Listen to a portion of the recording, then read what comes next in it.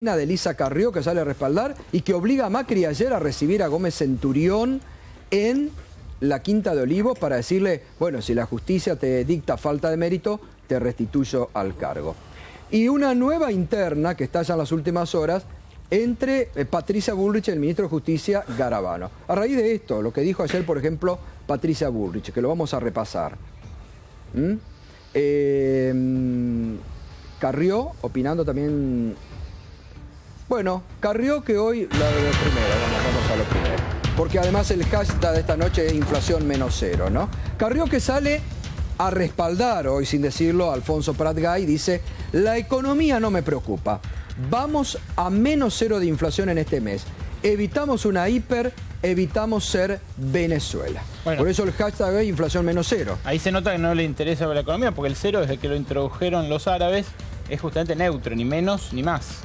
Ni la economía, ni la álgebra, ni la matemática en este caso pareciera, por lo menos porque vamos a una inflación más baja que en los meses anteriores, pero no va a ser ni cero, ni mucho menos negativa. Bueno, enseguida también vamos a estar hablando de esto con Sergio Massa, el tema de la economía y cómo está repercutiendo. Hoy también, algo que le llega directo a Sergio Massa, una dirigente, se puede decir de su riñón, Malena Galmarini. ¿Qué fue lo que dijo sobre la actual situación? La gente está triste, la crisis se siente, creció la demanda en los comedores de barrio y eso genera mucha tristeza en la comunidad.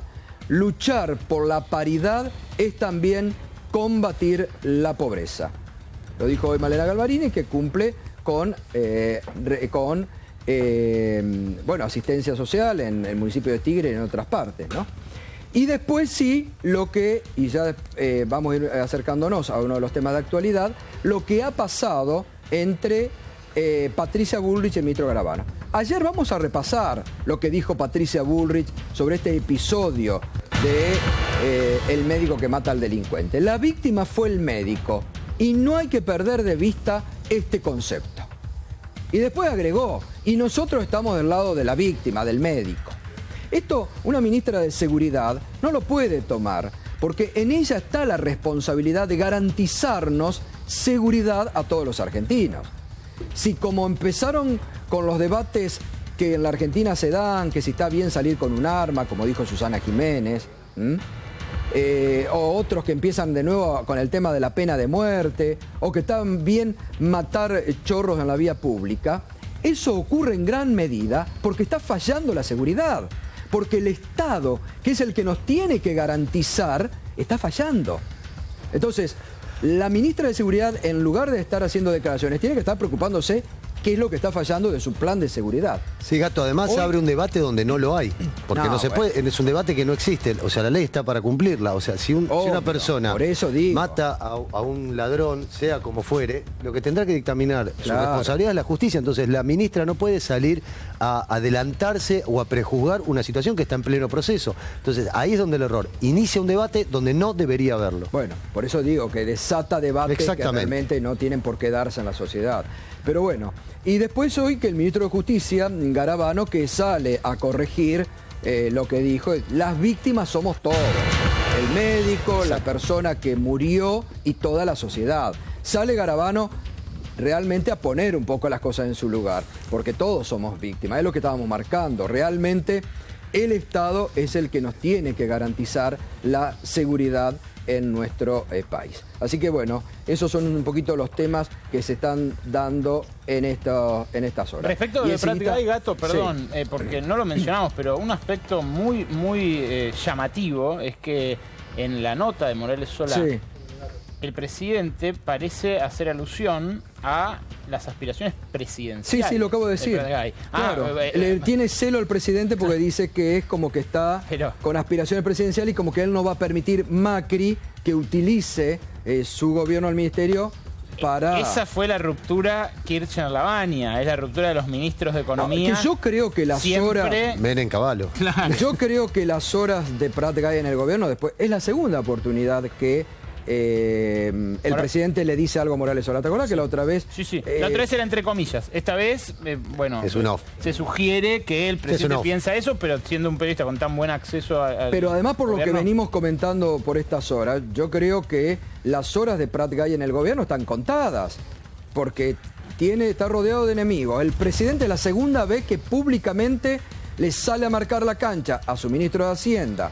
Sturzenegger, que es el pensamiento económico de Macri, ayer lo sale a cruzar. Vos bien ayer también lo decías, Berco. El propio Prat Gay que dice, y bueno, si me ofrecen ser canciller, lo voy a pensar. Sí, igual no, está el efecto Carrió también, ¿no? Es un hecho que, porque el principal respaldo dentro del gobierno es Carrió, y hay que pelearse con Carrió. Sí, no sé si es el principal hay que pelearse. Respaldo. Bueno, el principal respaldo de Prat Gay es Carrió. Carrió y Prat Gay se pelearon hace mucho. Sí, bueno, pero viste cómo es la política. Bueno, ya también está Jorge Tayana, después de Sergio Massa vamos a estar hablando en profundidad. Es el presidente justamente del Parlasur, el ex canciller Jorge Tayana, y con él vamos a estar analizando justamente lo que ha pasado hoy en Brasil con la destitución de Dilma Rousseff. Sergio, buenas noches, ¿cómo le va? Y gracias por venir. ¿Qué tal? Buenas noches, ¿cómo le va? Hoy fue un día... cargado, ¿no? Sí, políticamente me parece muy bueno para ustedes. Sí, fue un día sobre todo importante porque pudimos trabajar con más de 190 intendentes de todo el país, con 130 legisladores provinciales, con nuestro bloque de diputados nacionales y de senadores, en un paquete de propuestas para este tramo del año, que tiene que ver con lo que hablaban ustedes recién, con lo que nos pasa como sociedad, entendiendo que nuestro camino para construir una alternativa política es a partir de proponer y de forzar situaciones que mejoren la calidad de vida de la gente. Pero el Frente Renovador, ¿dónde se para ahora? En el mismo lugar de siempre. ¿Es oficialismo o es oposición? No, mire, nosotros... Porque veo que muchos le cuestionan, pero después acompaña al gobierno. Yo cuando tenga que acompañar al gobierno porque crea que hay un tema en el que acierta, lo voy a acompañar. Y cuando tenga que enfrentar al gobierno porque crea que se equivoca, lo voy a enfrentar. Me parece que las democracias modernas y maduras requieren de dirigentes que sean serios, no que sean cachivaches que se opongan por oponerse. Acá el secreto de construir una alternativa política es a partir de la propuesta, no de la destrucción. Nada bueno se construye del miedo y de la destrucción. Y creo que el desafío que tenemos como país es precisamente el de recorrer un camino en el cual haya un gobierno que le muestre cuáles son sus prioridades a la gente y nosotros construyamos una oposición que le muestre que hay otro camino en temas como tarifas, en temas de distribución del ingreso, en temas del empleo, en los temas de funcionamiento de pequeña y mediana empresa, en los temas de deuda pública. Creo que son temas en los que... Estuvo Stolbizer hoy en el Congreso de ustedes. Y ayer viene Stolbizer a sacarse una foto con Macri. Y se sabe que está construyendo con usted una relación política. Y ahí uno también se pregunta, ¿para dónde juega? ¿Con Cambiemos o con el Frente Renovador? No, mire, Margarita viene trabajando con nosotros en un paquete de propuestas, algunas de las cuales ya han tenido algún resultado. La extinción de dominio, que es la posibilidad de que la sociedad argentina tenga una herramienta para recuperar el dinero de narcotraficantes, de terroristas, de corruptos, de tratadores de mujeres y de lavadores de activos. Es un instrumento que lo que permite es, en términos vulgares, sacarle la plata y los bienes a narcos, a enriquecidos por corrupción. Y creo que eso la sociedad argentina, más allá de a quien afecte individualmente, se lo merece como instrumento.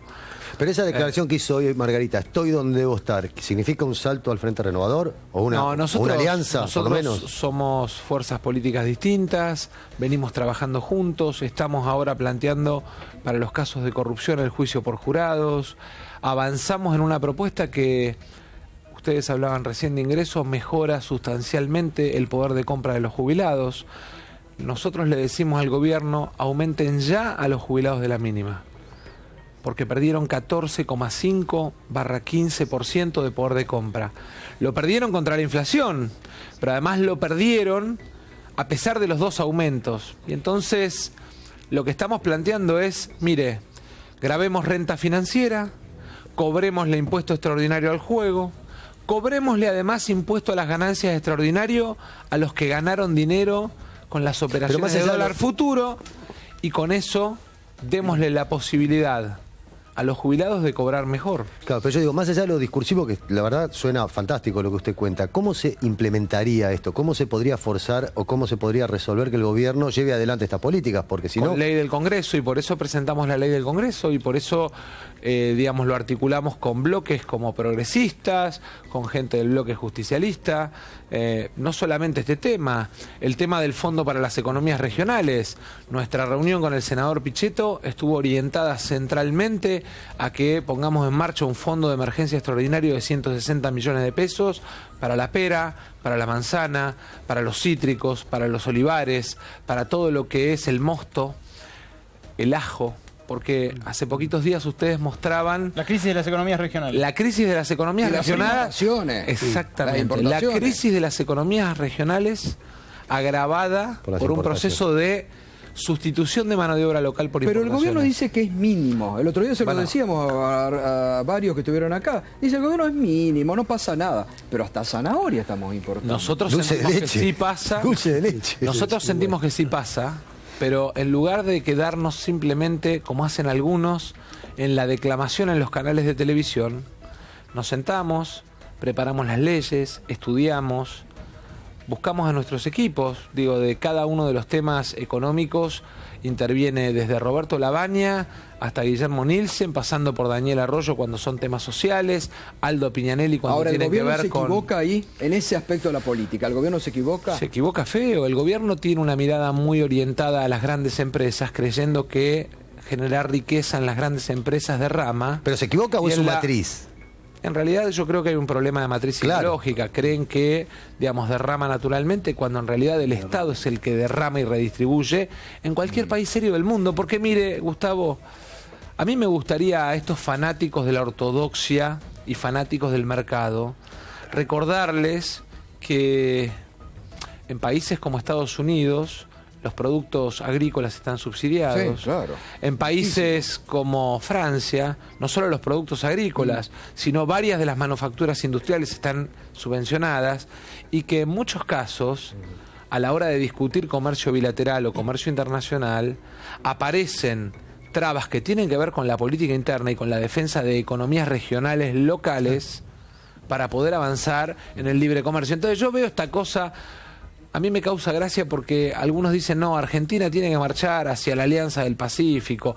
En un momento en que Estados Unidos, en sus dos versiones de próximo gobierno, dice, uno, directamente no al TPP, digamos que es el tratado, y el otro, y estuve en la Convención Demócrata y no me lo contaron, lo escuché, lo vi, digamos, gran parte del Partido Demócrata planteando la revisión del TPP, precisamente por defensa del empleo, porque además Argentina tiene una crisis de empleo, pero el mundo tiene que resolver los problemas de empleo que tiene también. En ese contexto, el de la crisis de las economías regionales, el primo pobre del campo, si se quiere, ¿estuvo bien la rebaja de retenciones o habría que haberlo hecho, digo, la rebaja de retenciones y la eliminación para algunos cultivos, o habría que haberlo hecho más quirúrgicamente? Mira, lo primero que creo es que una economía tiene 6 precios. El precio del dinero, que es la tasa de interés, el precio de la moneda, que es el tipo de cambio, el precio de la energía, el precio del trabajo, el precio del Estado y el precio de la logística. En lo que es el precio del Estado, cuando vos tenés alta presión impositiva en cualquier actividad, lo que tenés es una descompensación en la balanza o en el balance que tienen que tener esos 6 precios. En la Argentina tenemos una cultura de decir el costo laboral, el costo laboral. Y vos mirás la estructura de costo laboral y en todo caso el problema que tenés es que algunos ítems, como por ejemplo el curro de los abogados laboralistas alrededor del negocio de las aseguradoras de riesgo de trabajo, que han llevado las primas, cuando nació el sistema estaban en el 1,5, hoy están en algunos casos en el 20, ese claramente es un nicho en el que tenemos que cortar grasa. Pero la grasa que tenemos que cortar no es la del laburante, sino la del abogado, la del perito, que en definitiva son los que se enriquecen a costa del pobre laburante que no termina de cobrar nunca. Y en el caso del Estado, de los impuestos, también... En el caso del Estado, la presión o el peso de los impuestos también te quita competitividad. Y ahí te quiero decir algo... ¿Las mineras, por ejemplo? Bueno, no, ahí te quiero decir algo. Digamos, una cosa es eliminar las retenciones a las economías regionales y otra cosa es y vuelvo a lo mismo. No hace falta que te lo diga hoy, revisá mi posición el día que se anunció la eliminación de retenciones a la minera. Nosotros, uno de los fondos que estamos planteando es precisamente una de las herramientas de fondeo que estamos planteando para el Estado, es precisamente el volver a poner las retenciones a la minería. Porque además hay un dato que es mucho peor que la eliminación de la retención simplemente. Vos tenés eliminación a lo que son las retenciones industriales. Entonces, vos lo que tenés que construir o diseñar como país es la idea de que en lugar de que te devoren el producto primario, tu riqueza natural, te la industrialicen. Claro. Si vos eliminaste las retenciones industriales, ¿para qué le sacás las retenciones a la minera? Lo mismo que con el maíz y los chanchos. ¿Estuvo mal bajar las retenciones del maíz? No, ahí tenés un problema de precio internacional y mercado interno. Y en todo caso, lo que tenés que hacer es no tenerle miedo a la palabra subsidio y entender que todas las economías del mundo subsidian políticas para ser competitivas. Y que no hay que tenerle miedo, que hay que usar el Estado para favorecer la producción y el empleo. Bueno, pero tendría que haber sido un poco más quirúrgico entonces. Estamos coincidiendo con esto. Digamos, yo por ahí el ejemplo más claro que hemos planteado en este sentido se dio con la situación de tarifas y quedó muy marcada esa frase de la motosierra. Que dije acá, claro. Entraron a un quirófano con una motosierra. Está bien, pero eso hay cierto consenso en toda la oposición. Después parece haber otros elementos de la política que desplegó el gobierno en estos 8 meses que no tienen consenso negativo en la oposición. Por ejemplo, la salida del cepo. La salida del cepo, hay economistas de la oposición que dicen fue exitosa. Ahora, parte de sus consecuencias es esta inflación anualizada del 45% hoy. Sí. De esa salida del cepo de esta manera. Sí.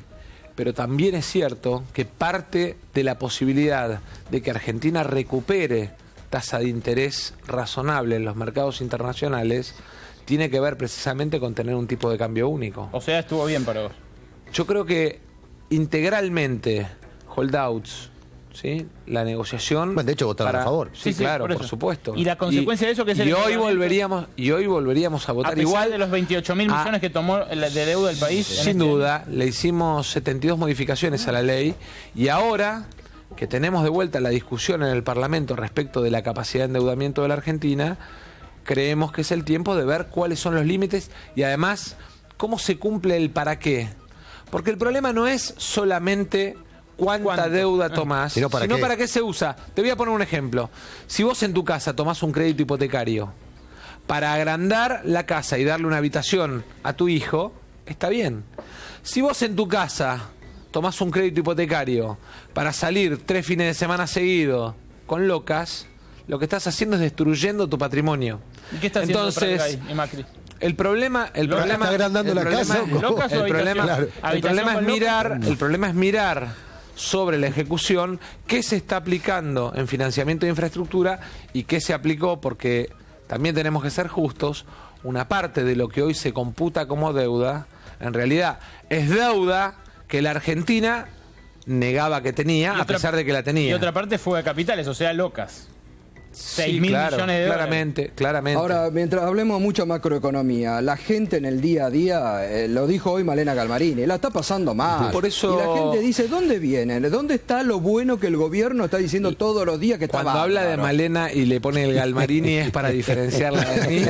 Es del riñón. Que parece que Malena Galmarini es más crítica que Sergio Massa. No. En todo caso, Malena habla, digamos, por ahí de las cosas que vive día a día y yo tengo la responsabilidad de mirar todos los temas. Son como miradas distintas. Malena no es de mi riñón, es de mi corazón. Pero lo que me parece importante es, la gente está mal, la gente está triste y la mejor forma de recuperar esa alegría y esa sensación de bienestar frente al malestar en el que pareciera que vive es con instrumentos concretos. A mí no me alcanza con decir el gobierno está condenando a que mucha gente viva mal. Yo quiero decir cómo el gobierno puede ayudar a que esa gente viva mejor. Porque si no me quedo en la declamación. No, y la verdad es que... Bueno, pero ¿cómo se hace hoy? Nosotros, porque la verdad, a ver, Gustavo, recién. le vuelvo a repasar. Se cayó la industria, 8% se sigue cayendo. Mire, hoy Labaña lo sintetizó en el encuentro nacional nuestro con una frase que me parece que describe el momento de la economía argentina. Dijo, Sin consumo no hay inversión. Bueno. 80% de nuestro PBI es mercado interno, o sea, es lo que consumimos cada uno de nosotros. Por lo tanto, lo que tiene que tener es plata en el bolsillo la gente. Sí. ¿Cómo se le pone plata en el bolsillo a la gente? A los jubilados devolviéndole lo que perdieron contra la inflación en el último año. ¿Cómo? Cobrándole impuesto extraordinario a renta financiera, a bancos. ¿Y por qué no se hace? Y a juego. Bueno, nosotros lo tenemos planteado, aspiramos a que el resto de los bloques el gobierno no entren en esa cosa miserable del egoísmo, de que como lo planteó otra fuerza que no es la mía, no lo quiero aprobar. Pero esto de que dijo Pratgay ayer, el tema de la inflación ya no es problema en la Argentina. No, Gustavo, desde el momento que le estoy diciendo que contra la inflación los jubilados perdieron 15 puntos, un problema. Desde el momento que vemos que contra la inflación el beneficiario de la asignación universal perdió 14,6% de poder de compra, es un problema.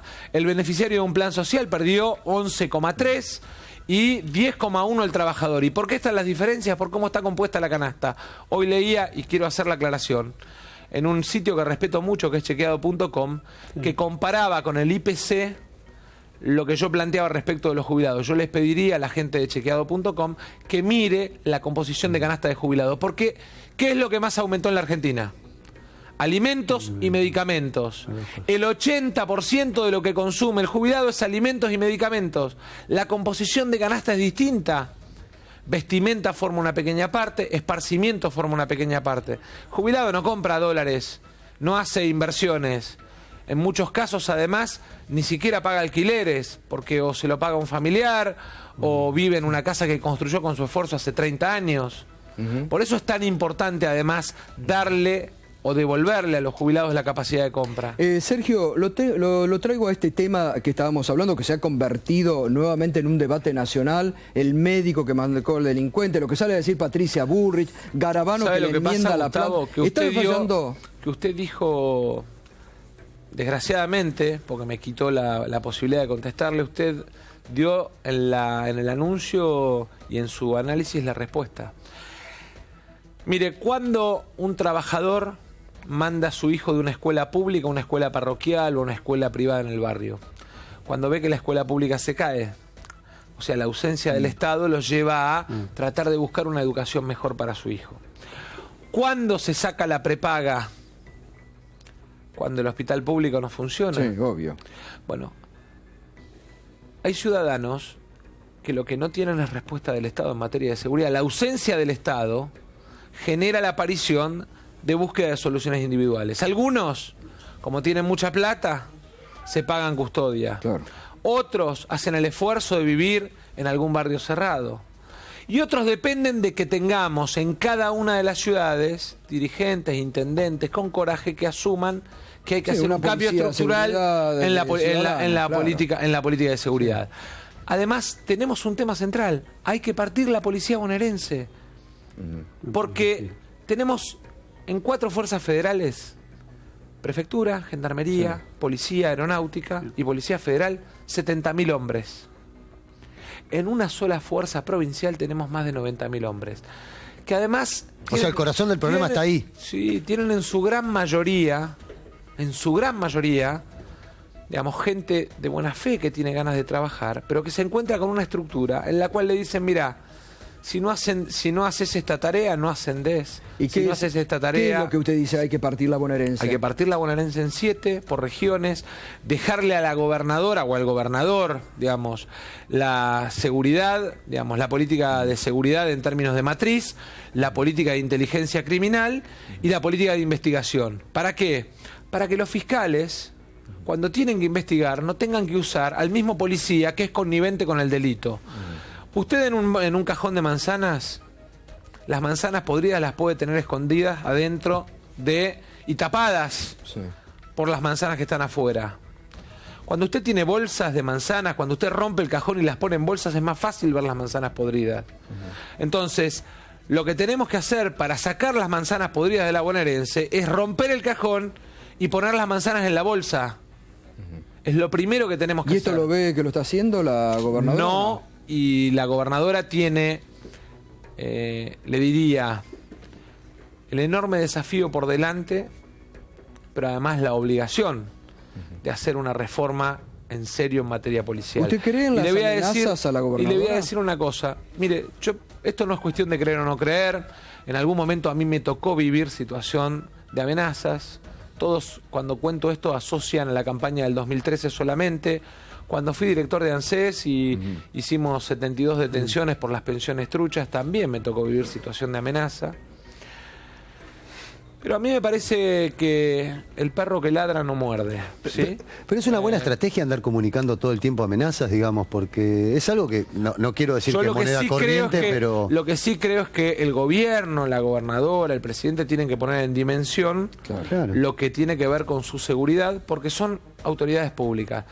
Yo le pondría al revés. ¿Qué pasaría si no lo comunicaran y alguno de ustedes se entera? ¿Qué dirían? Oscurantismo, están tapando, están evitando. A mí me parece que en eso lo que tenemos que tener es transparencia siempre y exigir transparencia en la información siempre. ¿Cómo vivió también ahí, volviendo a lo que yo marcaba al inicio, que es una responsabilidad del Estado, la seguridad? También a mí me parece que es una fragilidad del Estado que se esté bateando el parche todos los días, diciendo a la gobernadora todos los días. O lo único que no puede pasar, ¿dónde está? Gustavo, ¿No los encuentra? Mire, pero es como la profesión. Lo que digo es que el Estado tiene todos los instrumentos que no nos puede para pasar detectar. a ninguno de los que tenemos responsabilidad pública es que eso nos amedrente. Hay que ignorarlos y seguir adelante. Pero esto, por ejemplo, el episodio... Lo único que no nos puede guiar a quienes tenemos la responsabilidad de darle certezas y esperanza a la comunidad es que se apodere de nosotros. El episodio, por ejemplo, Gómez Centurión, donde el propio Gómez Centurión sale a denunciar que es una cama que le hacen de adentro del gobierno, los servicios de inteligencia del propio gobierno.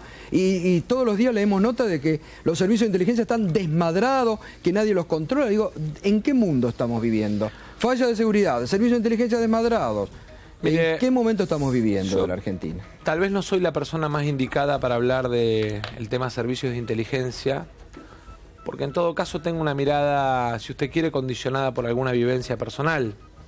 A mí me tocó que un agente de inteligencia, un hombre de prefectura, entrara a la casa de mi familia, a la de mis hijos, a la de mi esposa. Sí, con más razón tiene autoridad para hablar, me parece, a partir de este hecho. Y me pasó en un gobierno democrático, y salvo Margarita Stolbizer y Pino Solanas, no hubo ninguna condena de gran parte del arco político. Es más, diría algo mucho peor. Diría que de gran parte de los que tenían la responsabilidad de gobernar, en ese momento hubo un intento de encubrimiento y de liberación de la gente de inteligencia que entró a mi casa, que aún hoy sigue en una causa y sigue con el manejo de algunos jueces que ahora intentan retardar justicia haciendo uso de una apelación para que el juicio no avance. 3 meses para resolver una apelación. En realidad, ¿con qué tiene que ver esto? Con que cuando la política rompe límites, el problema es que termina afectando intereses que no tienen que ver con la política, que tienen que ver con la cuestión familiar, personal, de la intimidad. Y la verdad es que yo viví esa situación, digamos, nos tirotearon en La Matanza en su momento. Eso no significa que a mí me detenga, al contrario. Yo tengo la convicción que mi tarea es tratar todos los días de levantarme y proponer y mostrar el camino que creo que la Argentina debe recorrer. A ver, ustedes por un lado lo acaba de decir al inicio, dijo, hacemos una oposición responsable, planteamos temas, nos diferenciamos, acompañamos cuando queremos, pero usted muchas veces tiene estos gestos con el gobierno, pero por otro lado le mandan, daría la impresión a Carrió, a que lo denuncie. Ya la segunda o tercera denuncia que Carrió le hace ahora a todos los ex jefes de gabinete, incluido hasta Alberto Fernández. Todo lo que yo soy un hombre que está dispuesto a estar siempre a derecho, todo lo que en algún momento pero tenga que explicar, lo explicaré sin problema, pero le voy a contar algo, Gustavo. Toma eso como... En el 2013, con una nota trucha de la revista de Spolsky y una operación del medio de Spolsky, me llevaron a la justicia. 2 años me investigaron por todo mi patrimonio, desde las expensas de mi casa, ¿por qué? Mis viajes. Hicieron una nota de un supuesto enriquecimiento que no era tal, con un dato gravísimo. Pusieron una casa de vacaciones y la foto de la casa de vacaciones no era ni siquiera la casa en la que yo estaba veraneando, era la casa donde estaba veraneando Martín Insaurralde, que era quien había competido conmigo. Pero no importa. La verdad, estuve 2 años a derecho, me sobreseyeron. No solo eso, tengo la tranquilidad de que, como le dije hoy a mis compañeros, a los más de 400 dirigentes de todo el país que nos acompañaron, no tengo sociedades offshore, no tengo cuentas, no tengo ninguna propiedad, no tengo testaferros. Si algún día alguien dice que detectó algún bien mío, que no sea lo que está en mi declaración jurada, yo voy a ir con esa persona a Cáritas, con escribano, y lo donamos. Pero usted cree que esto forma parte de una estrategia del propio gobierno que dice ahora tenemos que desgastar a Massa. Yo no tengo ningún problema porque lo que a nosotros nos permite construir confianza y credibilidad en la gente no es, digamos, la cosa cortita de desgastar o levantar a fulano o a mengano, sino mostrarle a la sociedad que hay otro camino. ¿Cómo ve el gobierno en este momento? ¿Cómo lo calificaría en 8 meses ya de gestión? Y con estos números que se conocen ahora enseguida... Mire, yo más que cómo lo veo, ¿qué le pediría al gobierno? Que entienda que gobernar tiene como condición esencial ocuparse de los que menos tienen. No se están ocupando en este momento. Y eso puede traer problemas y consecuencias sociales. No, yo espero que todos pongamos lo mejor de nosotros para que pero digo, esos problemas se resuelvan. En una degradación de una sociedad que se había levantado. Tenemos que pelear para resolverlo, no tenemos solamente que diagnosticar y denunciar. Si usted fuera presidente hoy, ¿qué recomendación o qué orden le daría al ministro de Economía, Prat Gay? O sea, ¿dónde tendría que poner exactamente el ojo? En el mercado interno. Si usted no tiene consumo en la gente, no tiene oferta en la pyme porque no tiene demanda y no tiene producción y no tiene, digamos, el mercado interno funciona cuando la gente puede comprar. Aumentó la luz, aumentó el gas, aumentó el teléfono, aumentó la escuela, aumentó la nafta, aumentó el transporte. Todo. Digo, básicamente aumentaron todo. Los alimentos y los medicamentos. La gente tiene menos plata para consumir. Entonces, hoy me decían, no, porque cayó el acero 18 puntos, porque cayó la construcción. Miren, esto es más fácil. Pero eso hay que acompañarlo con el empuje a las pymes, hay que acompañarlo con un montón de medidas. No es solo ponerle plata en el bolsillo a la gente. Cuando usted para la estación de servicio y el muchacho con el que charla mientras carga nafta le dice, jefe, está todo medio parado. Ese es el mejor termómetro. Anoche leíamos una carta que nos hizo llegar una empresa de 40 años de Alcorta, en la provincia de Santa Fe, fábrica de zapatos, donde los empleados, con anuencia del dueño, le han escrito una carta al presidente que rectifica el tema de la importación. ¿Sabe lo que le dijo el dueño a los empleados? Sí, muchachos, si esto no cambia antes de fin de año, yo cierro y importo. Quedan 150 familias en Alcorta, que tiene 8.000 habitantes. Mire, Gustavo... es una sensación podemos día a poner día. Todos los días un ejemplo. Hace poquitos días en Presidente Perón, una fábrica de helados familiar, no una fábrica de helados. Tuvieron que tirar todos los helados que tenían como producción para ir liquidando todos los meses. No, peor. Porque la tarifa de luz, no pueden pagar la luz. las hacía económicamente inconveniente. Les convenía más tirarle el helado. Es lo que más sufren en las heladerías. Berco, ¿querés preguntar, Berco? Sí, bueno, en realidad si querés te presento las cifras de hoy del INDEC para complementar, pero... después lo hacemos. Bien, también hoy una de las definiciones que dieron como parte de la, digamos, de la difusión de prensa fue: vamos a crear una alternativa de centro, o somos una alternativa de centro, con La Baña, con Stolbizer. Massa dijo esto, la gacetilla que me llegó al mail hace un rato. En Argentina, en un país donde nadie se dice de derecha, salvo los militares, ni siquiera, digamos, los que acompañaron la dictadura, los que se dijeron de centro históricamente fueron los liberales, la Unión de Centro Democrática. Digo, no, es una chicana muy pero no es una chicana, Berco. Lo que quiero es... Volvió el gato y su pandilla. Lo que quiero es ir no a lo ideológico, porque es estéril, digo, la gente no mira eso, mira las políticas, pero... ¿De verdad es ahí el espacio donde ustedes creen pueden liderar la oposición, llamándose de centro? Porque una cosa es la ancha avenida del medio, otra cosa es el centro, que en la Argentina es otra cosa.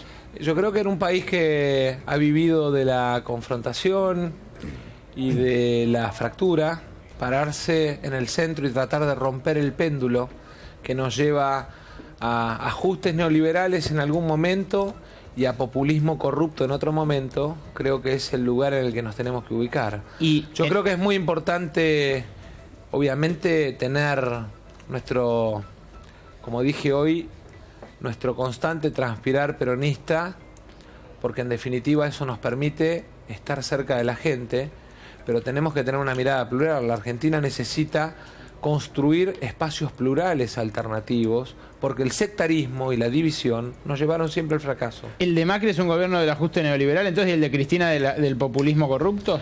Eso, digamos, como definición, yo le podría decir, algunos decían que querían tanto el Estado que se llevaron un pedacito a su casa, y hay otros que desprecian tanto al Estado, que creen en el desguace y que el mercado todo lo resuelve. Y ni una cosa ni la otra. Este país lo que necesita es equilibrio y necesita medidas de largo plazo, necesita políticas de largo plazo. Mire, estamos discutiendo tarifas, ¿no? Estamos discutiendo la situación energética.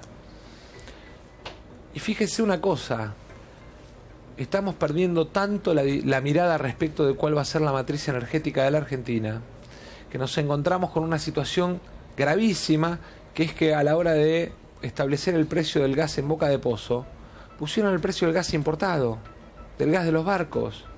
¿Usted cree que se puede planificar el desarrollo de la política gasífera poniendo como precio a la hora de definir la política de tarifas? No, claro. El gas importado. No, porque además ¿no? Cuando suba van a subir las tarifas violentamente en el mundo, ¿no? ¿No es muy sencillo o poco elaborado definir 12 años de gobierno kirchnerista como un populismo corrupto? En realidad, si usted quiere, hacemos una discusión y una disquisición sobre esos 12 años. A mí nadie me va a impedir reivindicar la asignación universal. Nadie va a impedir que la Argentina siga recorriendo el sendero de la política de derechos humanos. Nadie me va a impedir que la Argentina siga teniendo una política de distribución del ingreso desde la asignación universal, pero también desde la inclusión jubilatoria. De hecho, fui parte, si usted quiere, un poquito protagonista de eso, o muy.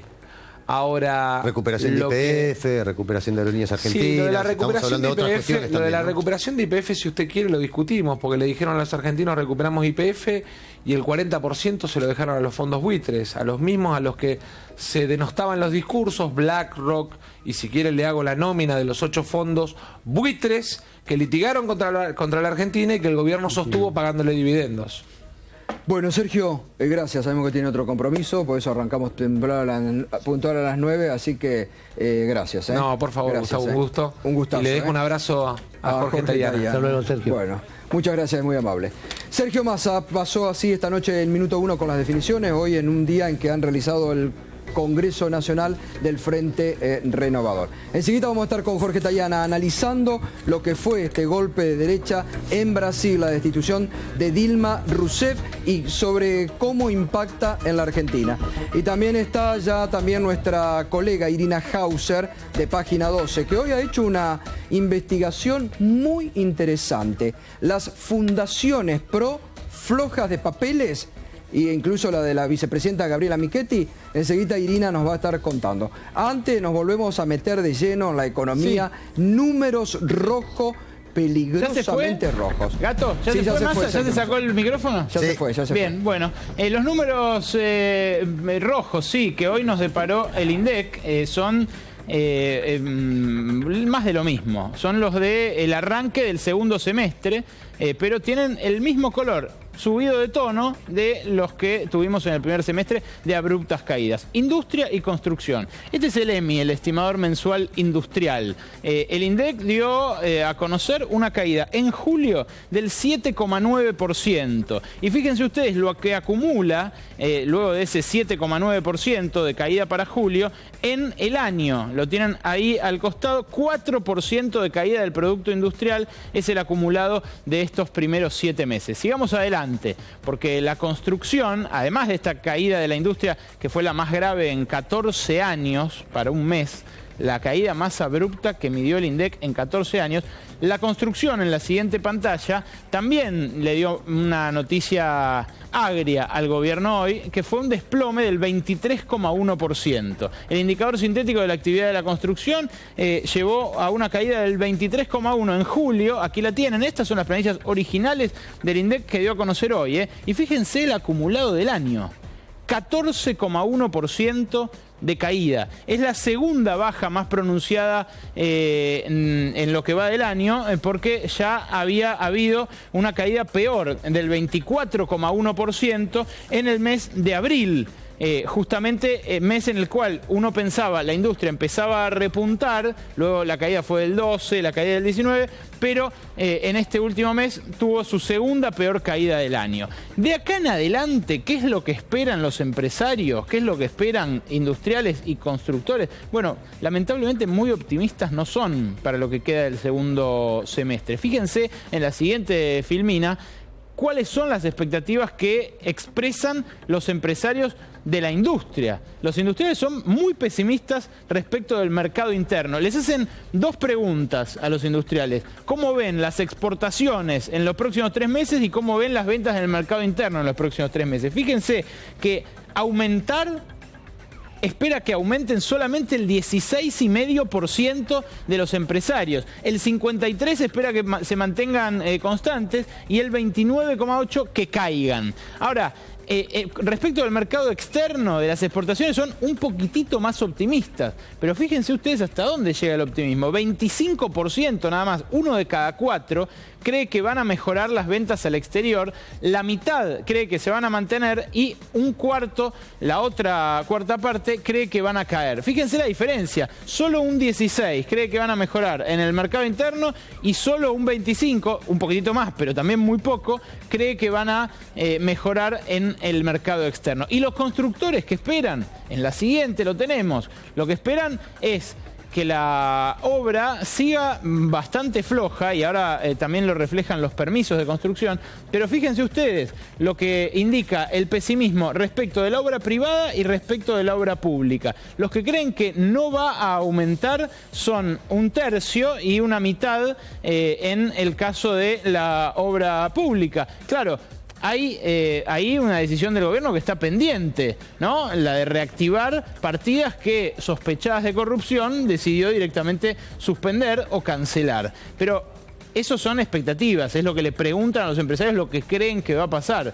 Lo concreto son los permisos de la construcción, y sin detenernos en los números, fíjense ustedes cómo en el acumulado del año aquí se empiezan a aparecer y a golpar los números negativos de los permisos de construcción. Aquí, con solo ver el signo de los números, ya el hecho que aparezcan números negativos habla de una caída en los permisos de obra, que es lo que inmediatamente se va a traducir en obras o en inactividad para los trabajadores que ya perdieron, valga recordarlo, los trabajadores de la construcción, más de 80.000 puestos de trabajo en lo que va del gobierno de Mauricio Macri. Y ese es el último cuadro que les quiero mostrar, el último gráfico. Esta es información oficial que nosotros dimos cuenta, pero que vale ver gráficamente también. Esta es la evolución del empleo en lo que va de este año. Los otros colores son en años anteriores, cómo evolucionó a lo largo del año el empleo en años anteriores. Fíjense ustedes la caída pronunciada que tiene respecto de las caídas que siempre estacionalmente se producen acá, porque estacionalmente hay más trabajo en la temporada, tanto a inicios como al final, porque hay actividades que se hacen solamente en verano, tanto la turística como ciertos cultivos, pero esta caída no se detiene y ya acumula 115.000 puestos de trabajo menos en lo que va de la administración Macri, en realidad en los primeros 6 meses del año, que son los que cubre esta encuesta del Ministerio de Trabajo. Bueno, finalmente, Berco, lo que desde enero veníamos marcando en este programa, cuando muchos tapaban la desocupación y cuando muchos tapaban los despidos y desde el gobierno decían no hay despidos, anoche el propio Ministerio de Trabajo lo termina admitiendo. Sí, claro, y en realidad lo que anticipan las cifras que que mostramos recién hace un ratito, Industria y Construcción, es que en julio sigue la misma tendencia. Claro, totalmente. Gracias, Berco, Gracias. Bueno, muy bien. Enseguida, Jorge, buenas noches. Buenas noches, Gustavo. Gracias por venir, Enseguida vamos a estar analizando en profundidad lo que... Preocupante, ¿no? Lo de Brasil de hoy. Muy bien. Muy preocupante. Bueno, antes, Irina Hauser, ¿cómo estás, Irina? Hola, muy bien. Buenas noches. Buenas noches. La colega que le agradecemos porque está con el cierre de Página 12, se ha hecho un tiempito, pero me interesó mucho lo que hoy escribiste y desnudaste en Página 12 respecto a las sociedades del PRO, sociedades fantasma, que todos lanza a partir de la investigación por el robo a la vicepresidenta, ¿no? Son fundaciones. ¿Cómo empieza todo esto? cuando se conoce en julio que le habían robado dinero de su casa a la vicepresidenta, Gabriela Michetti, a partir de esto se abre una investigación penal por la denuncia que hace un abogado, Leonardo Martínez Herrero, y a una denuncia a la que se suman después 2 diputados, Rodolfo Tailade y Cabandier. Cabandier, sí. Bueno, ¿qué sucede a partir de esto? ¿Qué es lo que denuncian? Gabriela Michetti dio una explicación pública sobre el dinero que tenía en su casa, porque llamó la atención la suma. Tenía 200.000 pesos, tenía 45.000 pesos más aparte y tenía $50.000. Entonces ella lo primero que explicó, dijo que en los 200.000 pesos eran donaciones que había recibido la fundación que ella preside, que es la Fundación Suma. Luego que los 45.000 correspondían era un dinero que estaba destinado a refacciones para su casa, y que los $50.000 era dinero que le había prestado su pareja, Juan Tonelli, destinados a pagar estudios de posgrado de su hijo, ¿no? Esta es una explicación pública que dio ella. En su declaración judicial por el robo ella no da tanto detalle, pero esto es lo que cuenta y esto es lo que origina la investigación. ¿Por qué? Porque Suma es una fundación, como bien lo dijimos. Las fundaciones, cuando reciben donaciones, tienen que recibir donaciones que estén bancarizadas. O sea que el primer dato que llamó la atención es que el dinero era dinero en efectivo y que la propia vicepresidenta lo estaba diciendo. Y lo que surge es que, bueno, Gabriela Michetti no es la única funcionaria de este gobierno que tiene fundaciones, ¿no? La proliferación de fundaciones es el dato llamativo. Discúlpame, y tampoco es la única funcionaria que está dentro de la Fundación Suma. Porque también está Pinedo, Frigerio, Lombardi. Exactamente. O sea, todos son directores. Todos tienen cargos directivos dentro de la Ahora, vos fundación. contás lo interesante, es que hasta el momento del robo y que se hace todo conocido, ella no había declarado nada. Ni empleados, no estaba inscripta, estaba todo medio flojo de papeles, ¿no? Sin balances. Claro, lo que sucede es esto.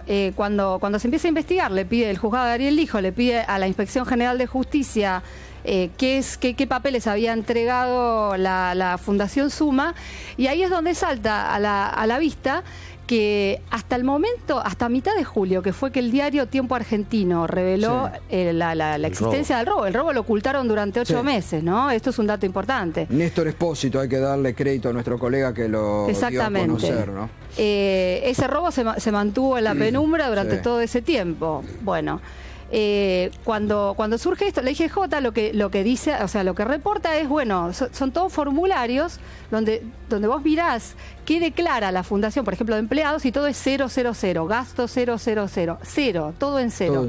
Y no entrega además los balances. O sea, lo único que hay entregado hasta ese momento es la conformación de la fundación, ¿no?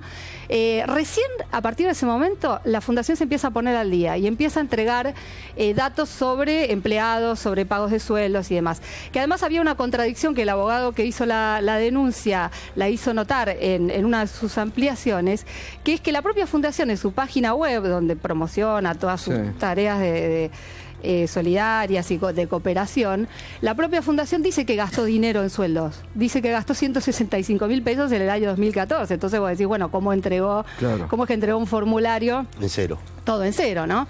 A partir de esto empiezan a tirar del piolín, porque ahí está la denuncia que hacen los diputados que les mencionaba recién, y que se refiere a 3 fundaciones más. Una es la Fundación Justicia y Seguridad, que es la que dirige Eugenio Bursaco, el secretario de Seguridad. Otra es la Fundación Formar, que la dirige Guillermo Dietrich, ¿sí?, el ministro de Transporte. Y la otra es Creer y Crecer, que en realidad ahora no está en actividad. Esto surge a partir de la documentación que el año pasado reportó que estaba, o sea, cancelaba su persona jurídica, ¿no? Pero funcionó desde el año 2001 hasta el año pasado. Creer y Crecer la fundó incluso Mauricio Macri. Estaba entre los titulares iniciales, y entre los últimos está el intendente de Lanús, ¿sí? Néstor Grindetti. Néstor Grindetti, gracias. No, por favor. Tanto nombre.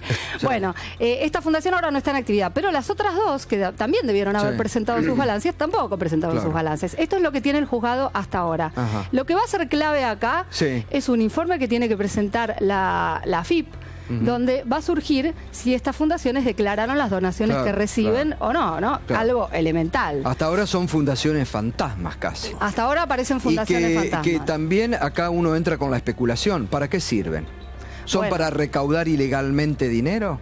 Bueno, la otra sospecha es la gran pregunta. Es que sean fuente de lavado.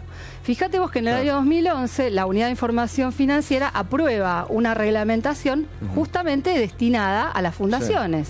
¿Por qué? Porque las fundaciones son a menudo utilizadas para lavar dinero o para desviar dinero, ¿no? Ya sea para el financiamiento ilegal de campañas, o sea, todo con dinero de origen ilícito o que no, eso o que no se conoce. Lina, buenas noches. Buenas noches. ¿Las fundaciones no son un curro tradicional de la política de todos los signos? Y bueno, por eso es interesante esta investigación. O sea, por eso sería interesante que tiren del violín realmente y que se muestre que no, o sea, que no hay nada. Pero detrás quiero decir, no es ecuménico, no exceden mucho a Cambiemos, ¿no? Porque desde la Fundación Escuelas Ocurrentes del Papa hasta antes Sueño Compartido, bueno, hay un montón de ejemplos de fundaciones no Cambiemos o no pro que también fueron sospechadas o investigadas. Sí. ¿Vos ves un hilo conductor entre todo eso? Yo veo un hilo conductor. Igual la que se me viene así en mente ya es pensar que tiene que ver también, que tiene una causa penal que se reabrió hace poco.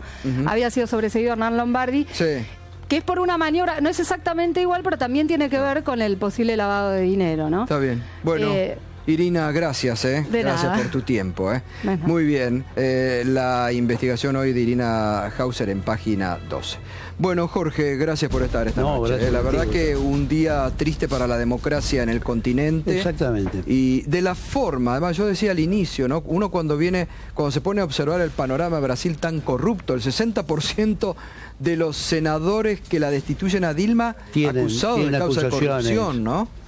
Sí, es un día triste porque una persona que tuvo una elección extraordinaria de 54 millones de votos, finalmente es a través de un procedimiento formal que existe, que es este impeachment, es alejada del cargo por un delito que nadie ha logrado probar, más allá del resultado de la votación, que efectivamente cometió, que es esto del crimen de responsabilidad. Es decir, lo cierto es que todo el mundo ha quedado convencido después de este largo juicio que ella es una mujer honesta, que no ha tocado ningún... Claro, porque no es una acusación de corrupción. No es que se afanó medio Brasil o medio Estado. Se le acusa de haber desviado partidas presupuestarias de un lugar a otro. Algo que hicieron todos los gobiernos en Brasil en los últimos 50 años. De lo que se llama maquillaje contable, que han hecho, parece, todos los presidentes, todos los gobernadores. Todos lo han hecho. Todos los gobiernos del mundo lo deben hacer. Y que además no lo hacen los mismos presidentes, sino lo hace gente que está en el área de Hacienda, además, que trabaja. Además es provisorio, digamos, porque mueve un dinero para un lugar, pero después lo devuelve, claro, digamos. No es que faltó. Es un movimiento contable que se hace.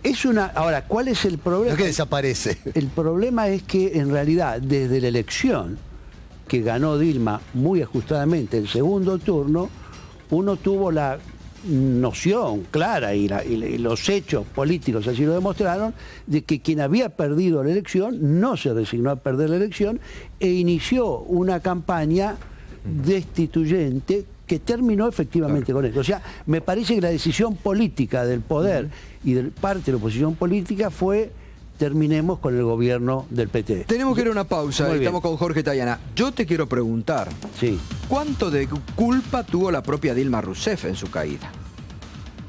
Ya volvemos.